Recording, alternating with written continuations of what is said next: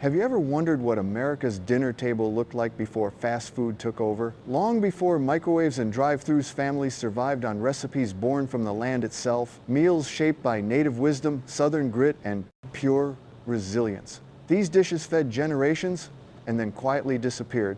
In this video, we're reopening that forgotten cookbook of America's soul. Stay to the end because the last dish might just change how you see food history forever. If you love rediscovering the roots of American food, hit like and subscribe to keep these memories alive. 1.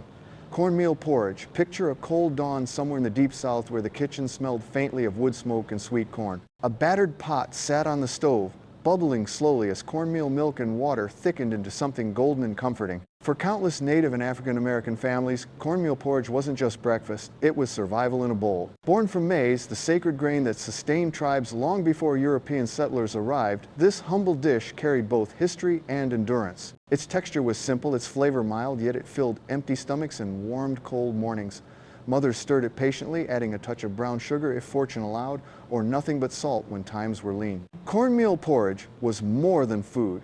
It was a quiet testimony to resilience, the same spirit that once carried entire communities through harsh winters and changing times. As America grew wealthier and oatmeal took over the shelves, this golden porridge slowly vanished from breakfast tables, but in its creamy warmth lives a memory of the land and those who first learned to live from it, a reminder that sometimes the simplest ingredients hold the deepest roots of who we are. 2. Hot water cornbread. Close your eyes and imagine a wooden table dusted with cornmeal, the air thick with the sound of laughter and the scent of sizzling oil. That's where hot water cornbread was born, right in the heart of Southern kitchens where native traditions met the ingenuity of African American cooks. Made from nothing but cornmeal, boiling water, and a pinch of salt, it was proof that survival could still taste like comfort. The trick was in the hands. Old-timers would pour the steaming water into the meal, stir it quick, and pat the dough into rough little cakes, frying them in lard until crisp outside and tender within. Served beside greens, beans, or fried catfish, each patty carried the soul of the South, simple, handmade, and honest. Its roots stretched deep into native foodways, where corn was the lifeblood of entire tribes, ground by stone and cooked by fire. Yet, as processed flours and factory bread took over in the mid-20th century, hot water cornbread quietly faded from the family table. Still, for those who remember its golden crust and smoky aroma, one bite can take them straight back to a porch in the late 1960s, where the taste of history was still hot from the pan. 3. Hoppin' John. Imagine New Year's Day, somewhere in the rural South, the sound of a kettle simmering black-eyed peas bubbling softly with bits of pork and onion. That's Hoppin' John, a dish that tells a story older than the nation itself. It began with African slaves and native farmers who shared the land their knowledge of rice and field peas, blending into something uniquely American. Each ingredient carried meaning. The peas symbolized coins, the greens meant folded dollars, and the rice represented abundance. Families believed that eating it on the first day of the year would bring luck and prosperity. But beyond superstition, Hoppin' John was about resourcefulness, stretching what little you had to feed many mouths. The scent of smoked ham and garlic drifted from one cabin to another, tying entire communities together through shared hunger and shared hope. As decades passed, convenience foods replaced slow-cooked suppers. Instant rice and canned beans took the place of iron pots and patience. Yet every time someone stirs a pot of Hoppin' John today, they stir up more than dinner, they stir memory, pride, and the deep echo of two cultures that once came together to survive and to celebrate the gift of another year. 4. Pork neck bones with rice. Picture a small farmhouse kitchen in the deep countryside, the windows fogged by the slow steam of a pot that's been simmering since sunrise. Inside pork, neck bones gently stew with onions, garlic, and a splash of vinegar, their rich aroma filling the room. To outsiders, these cuts might seem unworthy, too tough, too humble, but for working-class families across the South, they were a treasure born from necessity. The idea was simple, nothing wasted. Generations of native farmers and African-American laborers learned to turn the least desirable parts of the animal into feasts of flavor. The bones gave up their marrow, the broth turned silky, and when poured over a heap of rice, it became a meal that could feed a family for pennies. By the late 1970s, as supermarkets filled with polished cuts and factory meat, this dish began to vanish, labeled poor man's food. But to those who remember pork neck bones with rice were never about poverty. They were about pride, patience, and gratitude. Every slow bubble in that pot whispered the same truth. Survival itself can be a kind of beauty. 5. Fish head soup. Now imagine standing by a river at dusk, the air cool and damp, the scent of wild herbs drifting from the fire. Someone stirring a pot filled with fish heads, maybe cod, maybe catfish, slowly transforming scraps into supper. This was fish head soup, a meal born from respect for the land and water, where every catch was used completely, just as Native Americans had done for centuries before. The heads held the richest flavor, the cheeks, the oils, the collagen, all melting into a broth that glistened like gold. Nothing was wasted. Even the bones lent their strength. A pinch of salt, a few wild onions, and maybe some cornmeal dumplings turned it into nourishment for both body and soul. In the decades that followed, as grocery stores replaced rivers and canned tuna took over the pantry, fish head soup slipped quietly into memory. But for those who still remember its smoky scent and deep briny sweetness, it isn't just food, it's a hymn to self-reliance and gratitude. Each spoonful recalls a time when people cooked with reverence, honoring the gifts of nature instead of packaging them away. 6. Tripe stew. Imagine a worn cast iron pot simmering low over a wood stove, the air filled with the savory scent of onions, peppers, and slow-cooked broth. Inside lies tripe, the stomach lining of a cow cut into strips and stewed until tender. For many rural and native families, this was not waste, but wisdom, a way to honor the whole animal, to make every part count. Tripe stew spoke the language of thrift and survival. When money was scarce, ingenuity became the best seasoning. Cooked long enough, the chewy texture softened into something comforting, almost silky, absorbing every bit of spice and smoke from the pot. It was a dish shared by native hunters, farmers, and immigrants alike, a bond across generations built through necessity. By the late 1970s, convenience culture had little room for such patience. Few wanted to clean or boil tripe when a microwave meal could be ready in minutes. Yet for those who still remember the memory of tripe stew, lingers a reminder that flavor once came not from luxury but from love and endurance. It was proof that even the humblest ingredients could tell the richest stories of who we were. 7. Potato pancakes. Picture a chilly morning in a small town kitchen, the kind where the floors creak and sunlight filters through thin curtains onto a griddle sizzling with oil. A mother stands there flipping golden potato pancakes one by one, their crisp edges crackling softly. Long before brunch, cafes, and frozen waffles, these were the humble heroes of survival, made from nothing but grated potatoes, flour, and a pinch of salt. Born from the same spirit that guided native and settler families through hard winters, potato pancakes were about making the most of what the earth gave. Potatoes grew easily, stored well, and filled empty bellies when times were lean. Served with applesauce or onions, they were more than food. They were a symbol of resourcefulness, passed from farm kitchens to frontier camps. By the late 1970s, boxed mixes and instant sides had pushed these homemade wonders aside. But those who remember the hiss of the griddle and that earthy aroma still recall something sacred, the sound of care, the taste of work, and the quiet pride of feeding a family from the simplest of gifts. 8. Egg drop soup. Imagine a small-town Chinese restaurant in the 1970s, its neon sign flickering outside while families gather inside over steaming bowls of broth. Among them, you'd find egg drop soup, clear, fragrant, and shimmering with delicate ribbons of beaten egg. Though it began in China, this dish found a second home in America where curiosity for global flavors was just beginning to blossom. It was a simple comfort chicken broth, thickened with cornstarch flavored with soy sauce and sesame oil, then gently stirred as eggs fell in like strands of gold. For many Americans, it was their first taste of foreign cooking, and for immigrant chefs, it was a way to share a piece of heritage while adapting to local tastes. Yet behind that bowl lies something deeper, a reflection of the same values that shaped native foodways: simplicity, warmth, and respect for ingredients. As the decades rolled on and takeout chains took over, the quiet ritual of hand-stirred soup faded. But for those who remember its aroma, egg drop soup remains a gentle echo of connection between cultures, between generations, and between the old world and the new. 9. Beans on toast. Picture a modest kitchen in the 1970s, maybe a coal miner's home, maybe a small apartment in the South. The morning light falls on a tin of baked beans and a loaf of bread that's seen better days. Within minutes, the skillet hisses and the scent of warmth fills the air. Beans on toast wasn't glamorous, but it was honest food, cheap, hearty, and full of quiet dignity. Its roots stretch deep into both British and American working-class life, yet its spirit echoes native traditions, simple plant-based sustenance, cooked slowly and shared freely. The beans gave strength for long hours in the field or factory. The toast stretched a meal to feed a family. Nothing fancy, nothing wasted.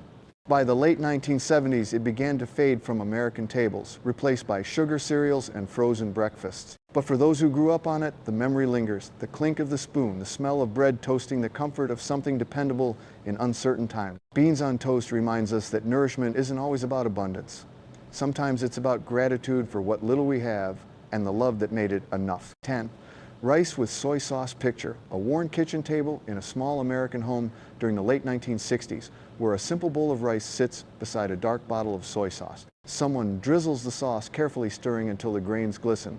It's not fancy, but it's filling, and behind that humble pairing lies a story of migration, adaptation, and survival. When Asian immigrants arrived in greater numbers after the Immigration Act of 1965, they brought more than their recipes. They brought a philosophy of balance and thrift. Rice with soy sauce was the essence of that wisdom. Minimal ingredients, maximum meaning.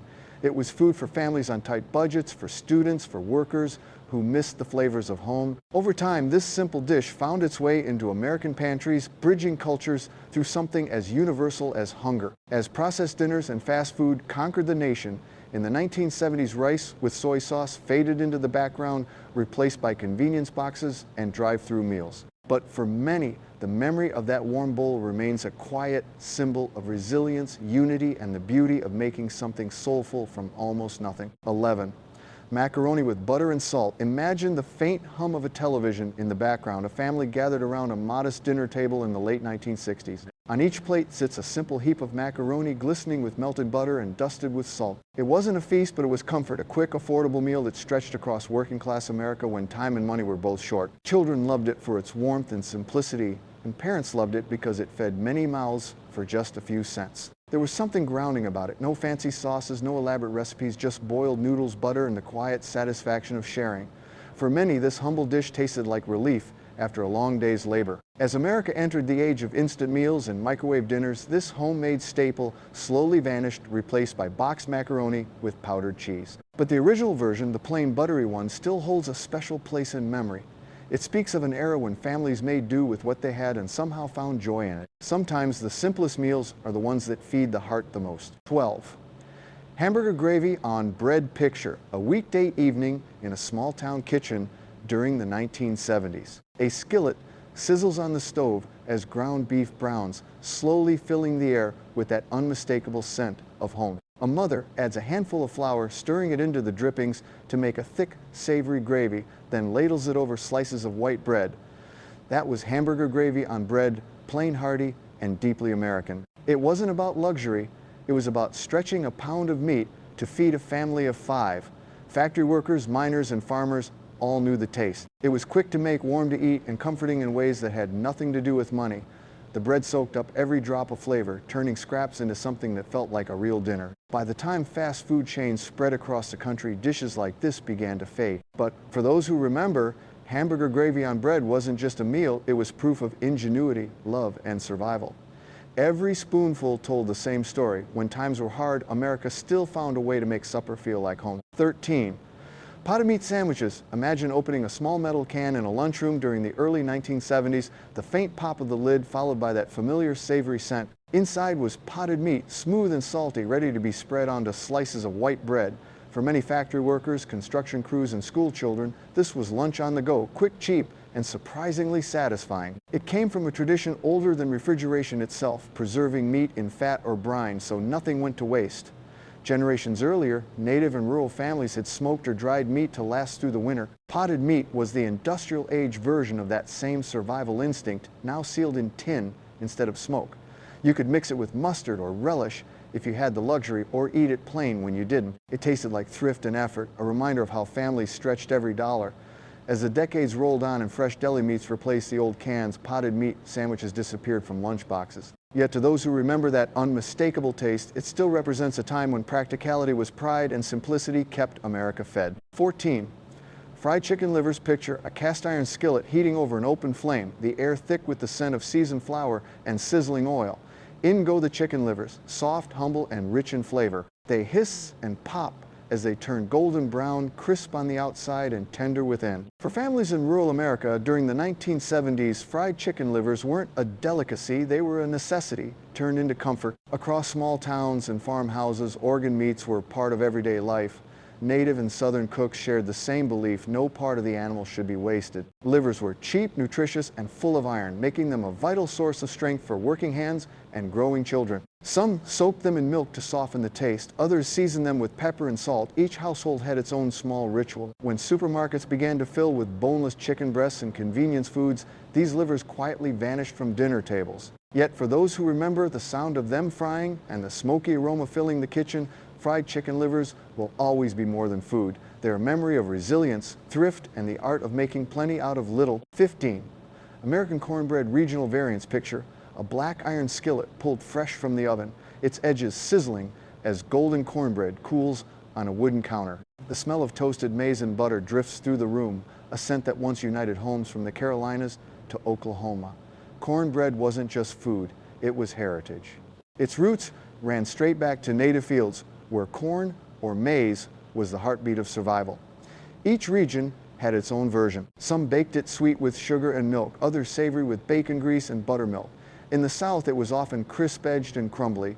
In the North, softer and cake-like. But no matter the form, it told the same story of people who learned to live from the land, to grind the grain, and to share its warmth around the table. As processed white bread and boxed mixes took over in the 1970s, homemade cornbread began to fade. Yet for those who still bake it in cast iron, the first bite is a prayer whispered in cornmeal, a link to ancestors who taught America that the simplest grain could hold the deepest roots of community and care. 16.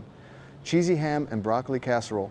Picture a Sunday afternoon in a suburban kitchen during the late 1970s, when casseroles were the heart of every gathering. Inside the oven, a bubbling dish of chopped ham, tender broccoli, and melted cheese filled the house with warmth. To a generation raised on thrift and togetherness, this casserole wasn't just dinner, it was comfort you could serve by the spoonful.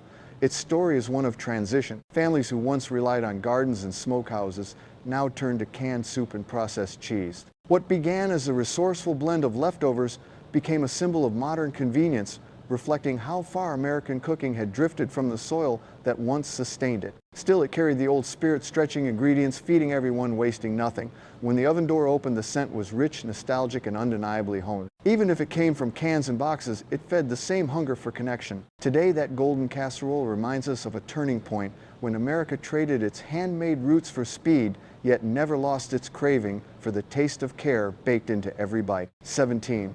Sloppy Joe's picture a noisy school cafeteria in the early 1970s, the clatter of trays, the laughter of children, and the unmistakable aroma of tomato sauce and ground beef. At the center of it all sat the humble Sloppy Joe, a soft bun piled high with saucy meat, messy enough to stain a napkin, but hearty enough to make you smile. It began in working-class diners and roadside cafes, born from the idea of stretching a little meat into a lot of meal. A touch of Worcestershire sauce, a spoon of sugar, and a dash of vinegar gave it that tangy kick everyone remembered.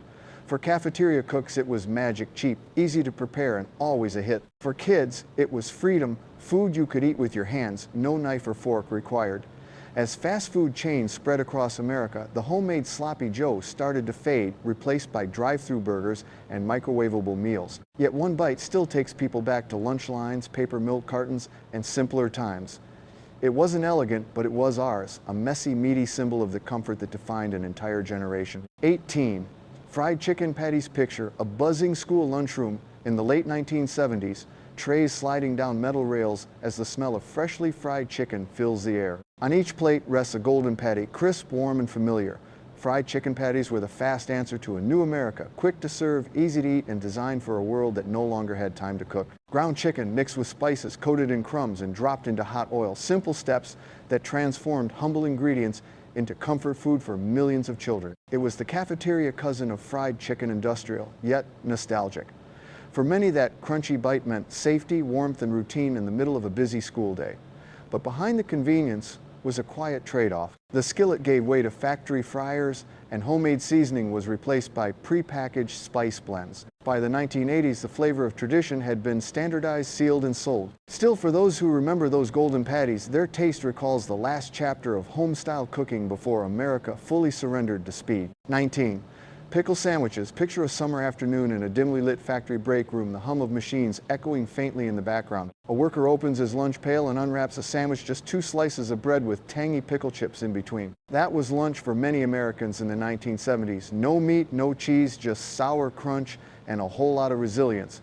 Pickle sandwiches were born out of necessity. When paychecks were thin and groceries had to stretch a jar of pickles, cheap, long-lasting, and full of flavor became a small miracle. It added brightness to a hard day's salt to balance fatigue and crunch to break the monotony. Like many Depression-era holdovers, it reminded people that survival wasn't always about abundance, but about creativity. As wages rose and fast food promised, real meals pickle sandwiches disappeared from lunchboxes. Yet the memory endures a bite of sharp vinegar and soft bread that tasted like endurance itself. For those who lived it, that simple sandwich wasn't a sign of poverty. It was a badge of pride, proof that even in lean times, America still knew how to make do and move forward. 20. Powdered mashed potatoes. Picture a tidy suburban kitchen in the late 1970s, the kind with avocado green cabinets and a humming microwave on the counter. On the stove, a mother pours flakes from a bright cardboard box into boiling water.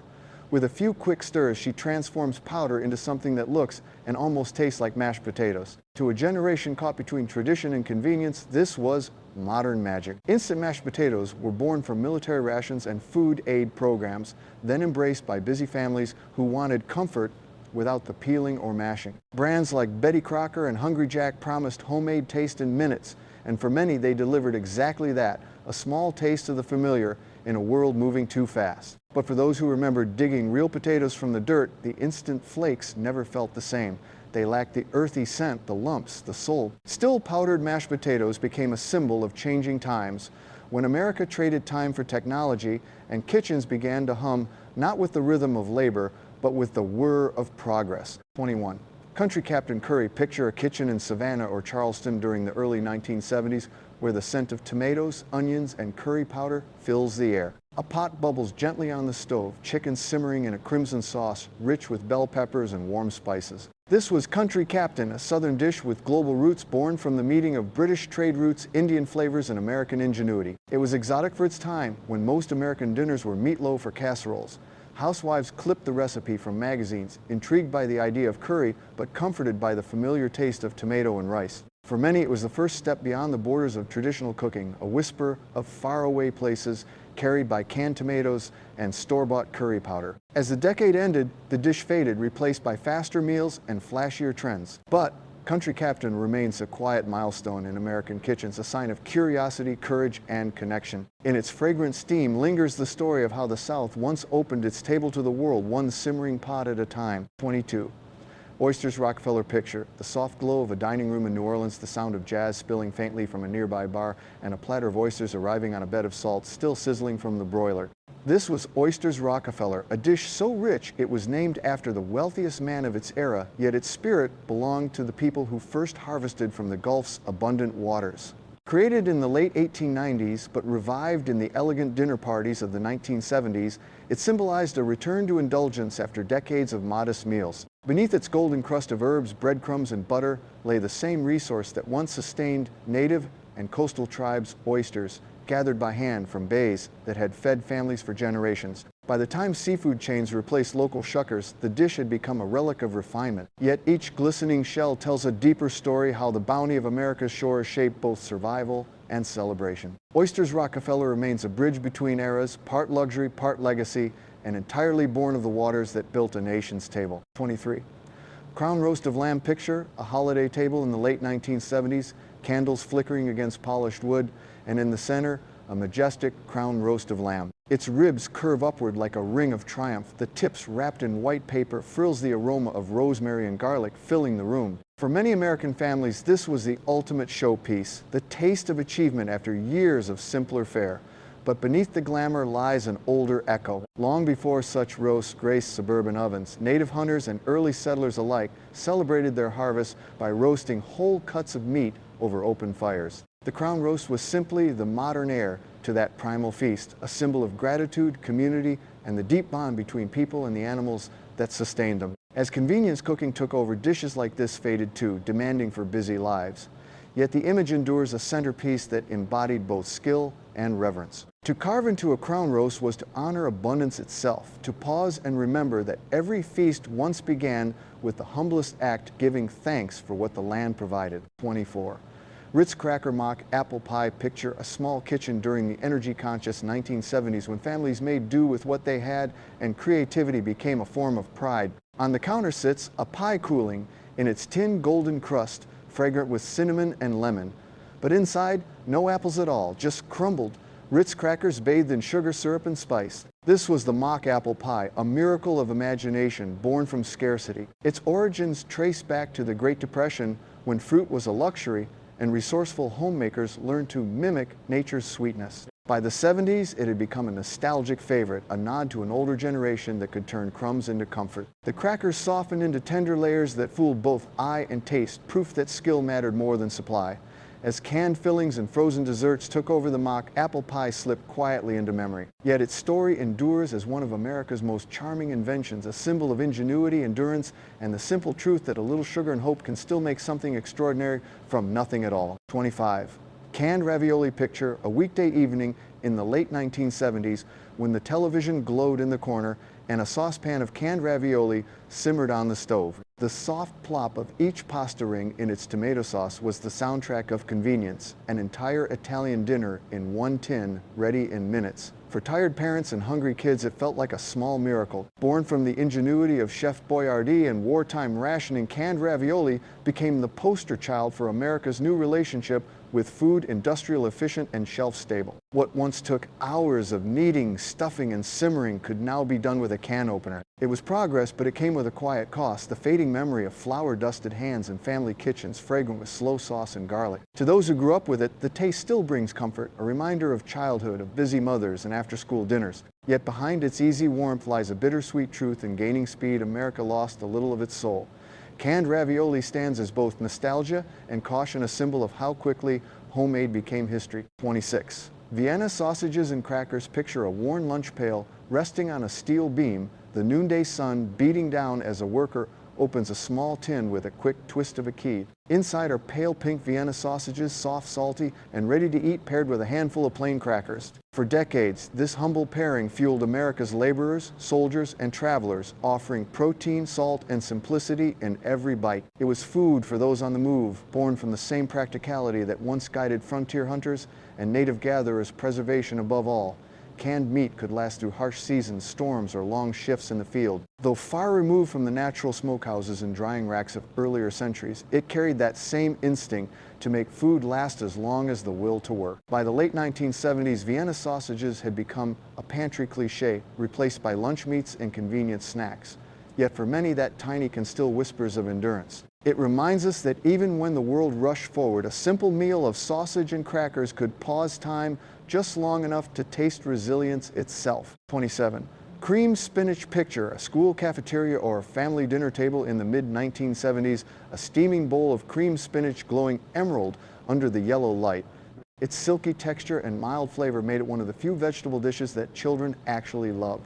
Beneath its simplicity lay a quiet mission to nourish a generation raised on canned goods and frozen dinners. The recipe was straightforward: fresh or frozen spinach, cooked down, folded into a white sauce of milk, flour, and butter, then seasoned with nutmeg or garlic. It was comfort disguised as nutrition, a dish that married the practicality of modern cooking with echoes of the old world when greens were foraged from riverbanks and meadows by native and pioneer families alike. By the time the 80s arrived, creamed spinach had begun to disappear, dismissed as outdated beside colorful salads and instant meals. Yet for those who remember it, one spoonful brings back a time when dinner was simpler, slower, and somehow more caring. In its creamy warmth lingers the spirit of a nation learning to blend health, heart, and history in a single humble bowl. 28.